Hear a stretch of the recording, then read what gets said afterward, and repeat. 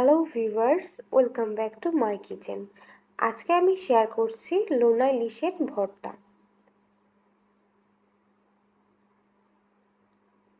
প্রথমে আমি এখানে লোনা ইলিশটাকে আমার প্রয়োজন মতো ছোট ছোট করে টুকরো করে কেটে খুব ভালো করে কয়েকবার জল পাল্টে পাল্টে ধুয়ে নিয়েছি। কড়াইটাকে ভালো করে গরম করে এর মধ্যে বেশ খানিকটা তেল দিয়ে 6 থেকে 7টা শুকনো মরিচ খুব সুন্দর করে ভেজে তুলে নিচ্ছি। এবারে রসুন কুচি ও পেঁয়াজ কুচিটাকেও নেড়ে চেড়ে লাল লাল করে ভেজে তুলে নেব।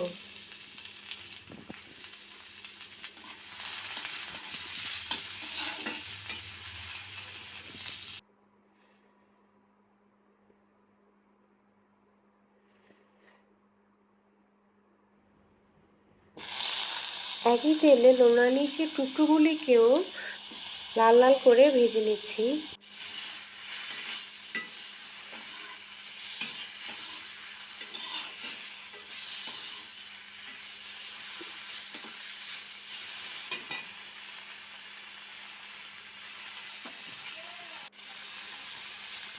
সামান্য পরিমাণ হলুদ দিয়ে দিয়েছি। এখানে আমি কোনো পরিমাণ লবণ ব্যবহার করিনি। লোনা ইলিশে লবণ দিয়ে সংরক্ষণ করা থাকে, সেজন্য এক্সট্রা কোনো লবণ দিতে হয় না।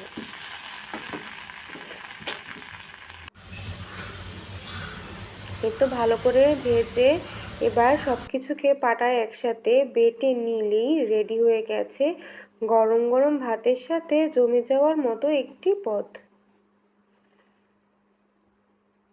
এতক্ষণ আমার সাথে থাকার জন্য ধন্যবাদ।